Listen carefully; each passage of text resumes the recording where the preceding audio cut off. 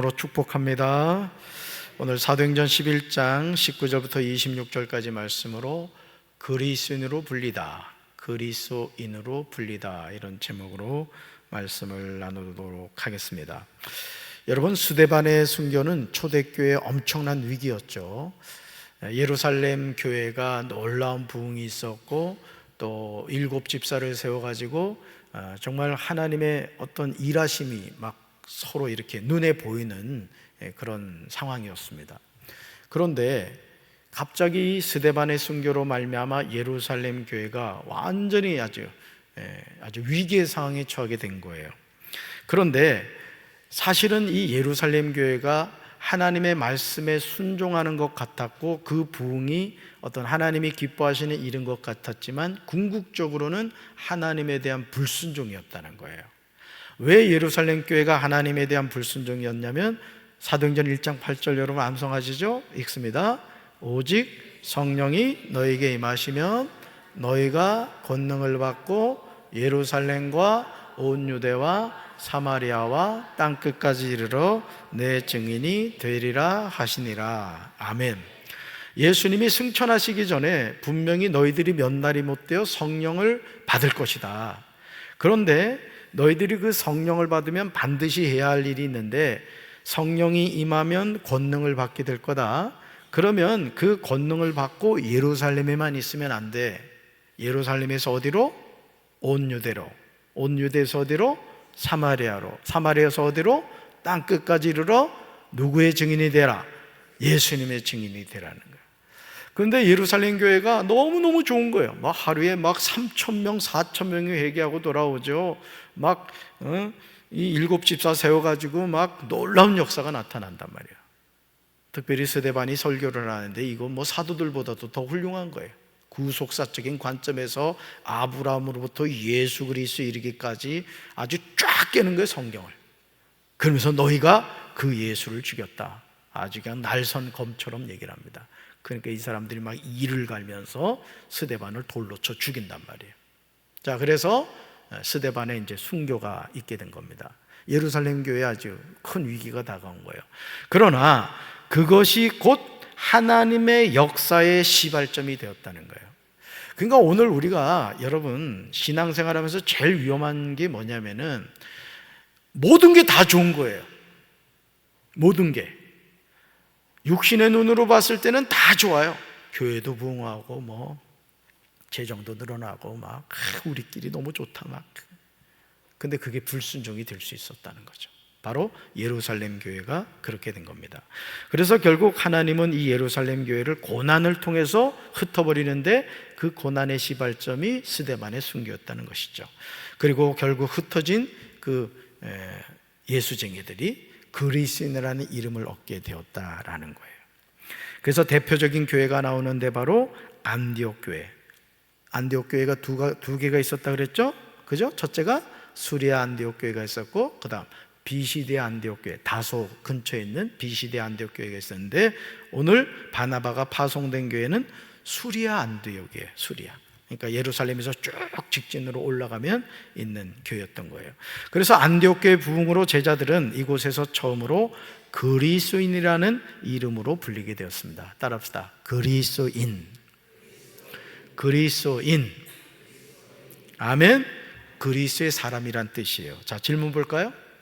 그리스도인이라 불리던 사람들은 어떤 사람들입니까? 첫째, 같이 읽습니다. 어떤 상황에서도 복음을 전한 사람들입니다. 아멘. 스데반이 순교를 당함으로 예루살렘 교회 제자들은 여러 지역으로 흩어진 거예요. 참 이상하죠?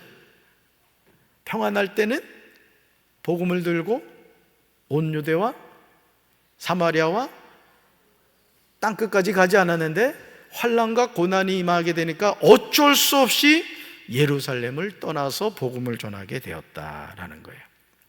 성령 충만한 제자들은 이러한 위기 상황을 새로운 기회로 만들었습니다. 오늘도 제가 우리 성도님들 가정을 신방했습니다마는 가정마다 사연 없고 문제 없는 가정이 없어. 제가 지금 여러분 얼굴 봐도 얼굴에 써 있다? 문제 많아요. 불쌍히 여겨주세요. 제 얼굴은 어떻습니까? 대답 잘 하셔야 돼. 저도 이하동문입니다. 네, 저도 사실은 고민 많고 기도 제목이 많단 말이에요. 자, 성령 충만한 제자들은 이러한 위기 상황을 새로운 기회로 만들었던 거예요. 오늘 우리가 신앙생활 하면서도 마찬가지입니다. 우리 인생에 문제가 없는 사람이 없습니다. 제가 확언하건대 죽을 때까지 인생의 문제가 여러분에게, 저에게 있을 거예요. 그런데 그 위기를 뭐로 바꿔라? 기회로 바꾸라는 거예요. 할렐루야. 근데 어떻게 위기를 새로운 기회로 바꿔요? 성령 충만할 때. 할렐루야. 그래서 흩어진 제자들 가운데는 멀리 북쪽으로 올라가 수리아의 안디옥에 있는 사람들도 있었습니다. 그래서 헬라인에게도 열심히 복음을 전했어요. 그 결과 안디옥에 있는 많은 사람이 복음을 받아들이고 예수 그리스도를 믿는 역사가 일어났어요. 저는 우리 교회가 영적으로 깨어있는 교회가 되길 주님의 이름으로 축원합니다. 영적으로 깨어있다는 것은 뭘 의미하느냐? 입술을 벌릴 때마다 전도를 하는 거예요. 전도를. 따라서 당신도 예수 믿어야 됩니다. 간격을 완전히 뒤집어 퍼야 된단 말이에요. 뭘로? 말씀, 복음으로. 우리 이중 장로님 계십니다만 빌립 전도대는 방학이 없어. 비가 오나 눈이 오나 바람이 부나 전도를 나간다고. 여러분, 전도는요 하나님이 하시는 거예요. 나는 그 하나님의 일하심에 그냥 젓가락 하나 올려놓는 거라고. 순종할 때 하나님이 역사하실 줄로 믿습니다. 그러니까 여러분들이 하나님을 향한 믿음을 가지고 순종할 때 하나님이 우리 교회에 구원받는 영혼을 날마다 더해 주실 줄로 믿습니다. 그래서 우리 성도들은 꼭 기억해야 될 우리 교회 4가지 목표를 기억해야 돼. 그게 뭐냐?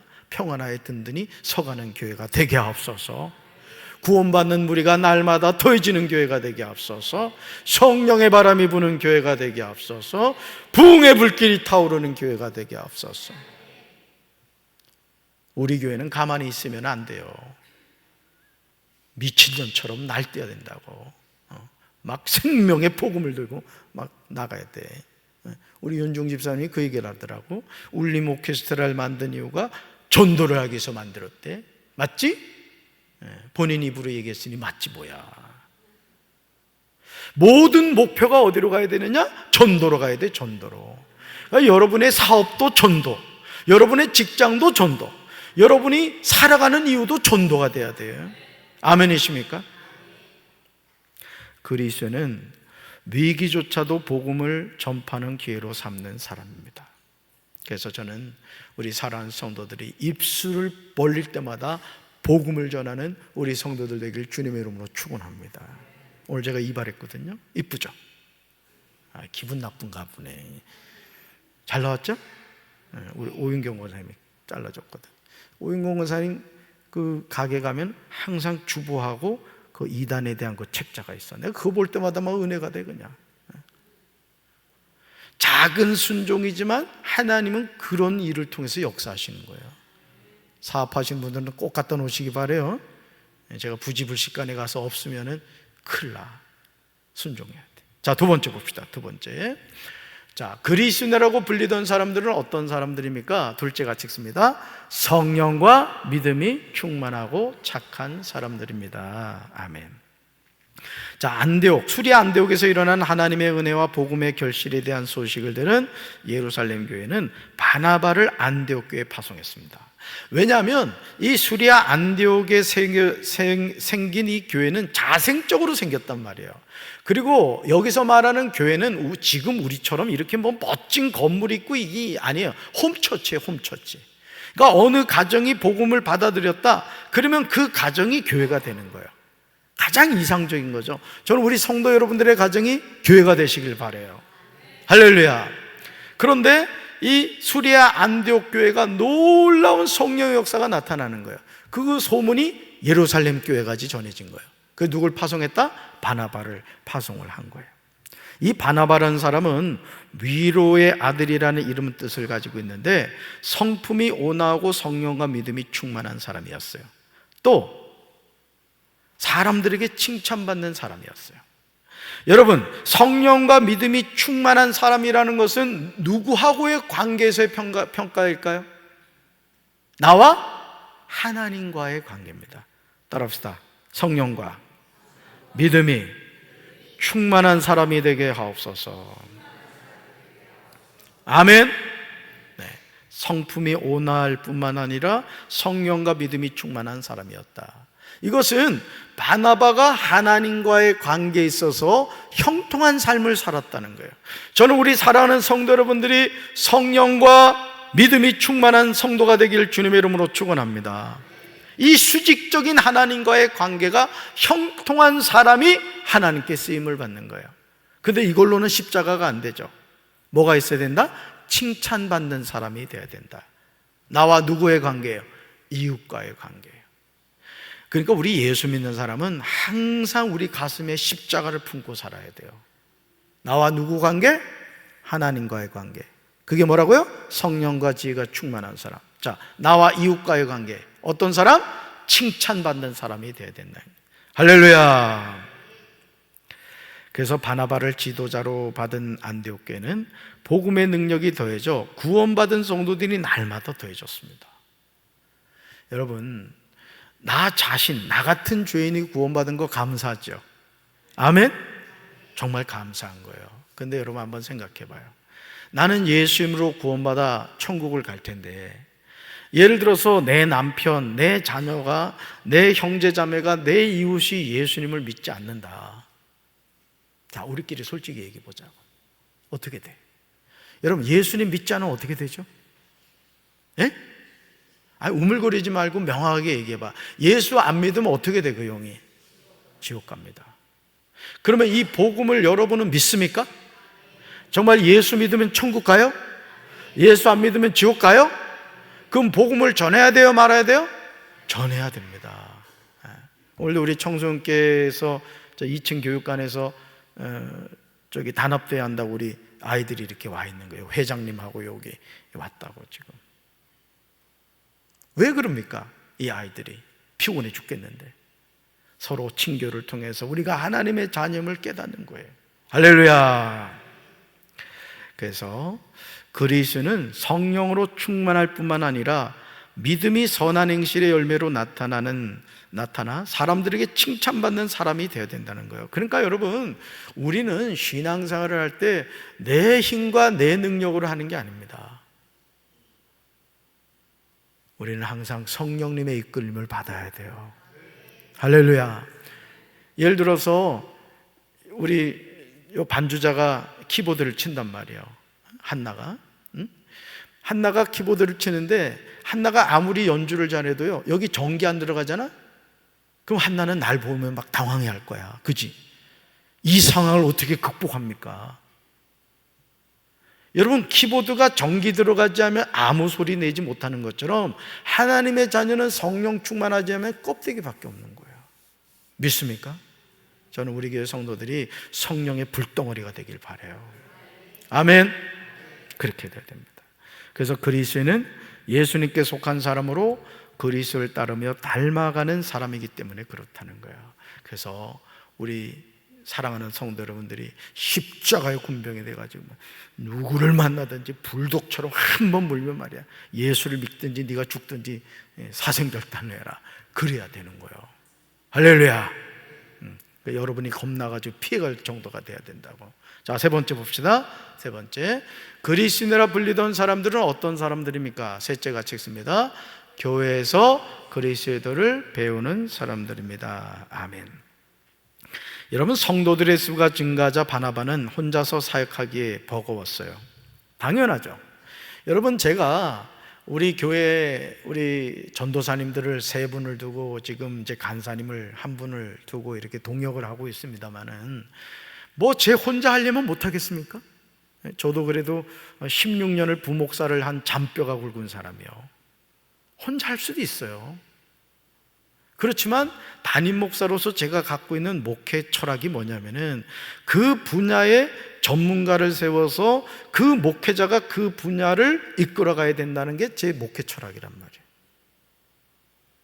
그래서 세 분의 전사님과 한 분의 간사님을 둔 거예요. 재정적으로 본다 그러면은 저 혼자 하면 재정도 아끼고 좋지. 그러나 그 부서의 아이들과 영혼을 생각한다 그러면은 여러분, 그 부서에 영적으로 이끌어가는 지도자가 세워져야 되는 거예요. 근데 이 정신 나간 교회는요, 그런 것을 아까워하는 교회가 있습니다. 목회자 이렇게 부서별로 세우려고 그러면 뭘 또 세우려고 그랬냐고, 그런 교회가 있어. 그런 교회는 희망이 없는 거예요. 우리 전사님들 봐봐요, 얼마나 열심히 해. 우리 저 서동원 간사 막내 와가지고 발바닥에 그냥 땀나게 맨날 뛰어다녀, 애들하고 축구해 주느라고. 우리 장정은 전사님 또 얼마나 잘하고, 우리 김요한 전수도 봐봐, 오늘도 애들하고 같이 놀아주고 그냥 잘하는 거예요. 목회자가 아이들하고 자꾸 이렇게 관계를 맺고, 정말 우리 교회 우리 전도사님들 참 좋다 이렇게 얘기를 해야지, 우리 째려보기나 한다고 이러면 되겠어? 애들 쫓겨나지. 우리 장대웅 전사님 또 얼마나 잘하냐고, 은사도 많고. 그러니까 여러분들이 그런 마음을 가지고, 담임 목사님이 각 분야에 이렇게 전문가를 세우시는구나. 그리고 부서장이나 어떤 부서의 리더의 역할을 맡으신 분들은 그 일을 위해서 기도하셔야 됩니다. 그 먼 일을 시켜보면은 이분은 앞으로도 크게 이렇게 일을 하겠구나, 이게 딱 보여요. 주도적으로 일을 맡아지려 하는 분들이 있더라고. 나는 우리 성도 여러분들이 그런 사명자들이 되기를 주님의 이름으로 축원합니다. 자, 바나바가 참 지혜로웠던 게 뭐냐? 자, 성도들의 수가 증가하니까 혼자 감당하기가 어렵다는 것을 알게 되었던 거예요. 그러니까 동역자를 세웠는데, 그 동역자가 누구냐? 고향 다소에 가서 응거하고 있던 사울을 안디옥으로 데려온 겁니다. 자, 그래서 두 사람을 1년 정도 수리아 안디옥에서 함께 말씀을 가르쳤고요, 이때 수많은 제자가 세워진 거예요.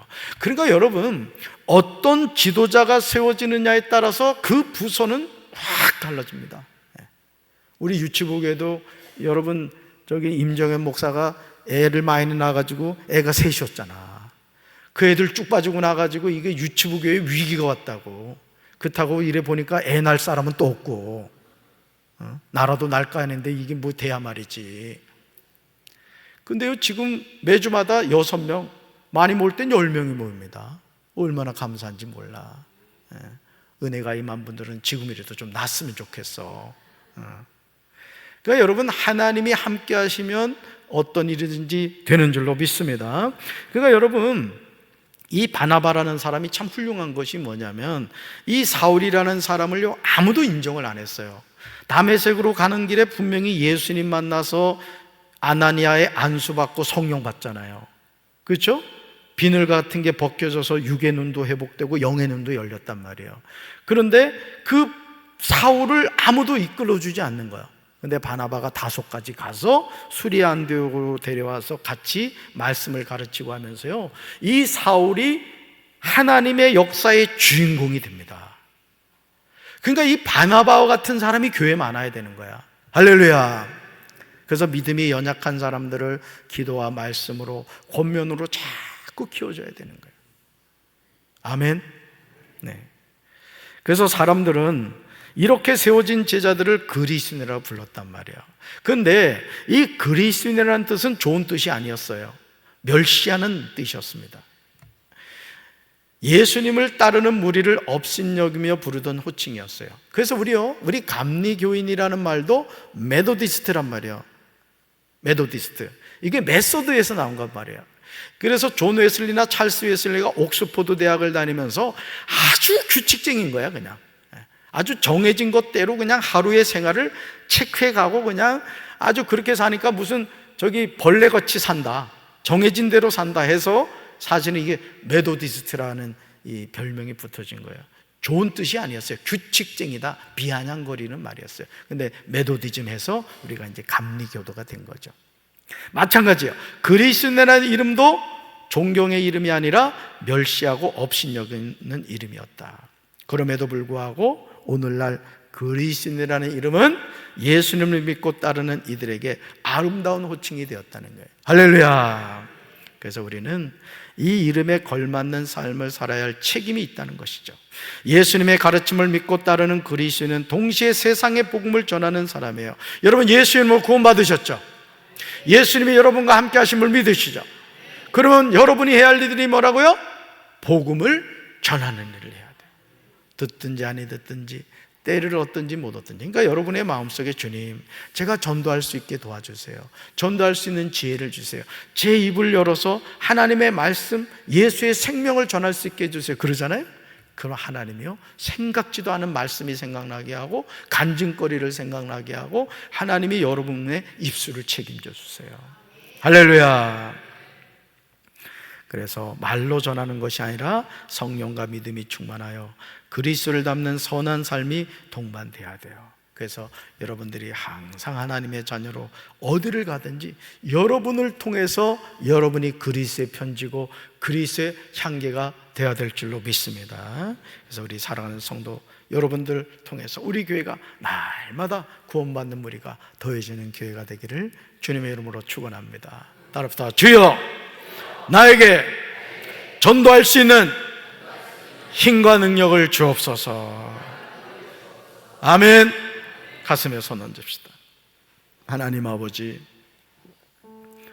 스데반의 순교로 예루살렘 교회는 큰 위기가 닥쳤습니다. 예루살렘 교회 성도들은 뿔뿔이 흩어졌고 이제는 모든 것이 끝났다고 생각했습니다. 그러나 예루살렘 교회에 임한 환란이, 스데반의 순교가 오히려 예루살렘과 온 유대와 사마리아와 땅끝까지 이르러 내 증인이 되리라는 예수님의 말씀이 이루어졌습니다.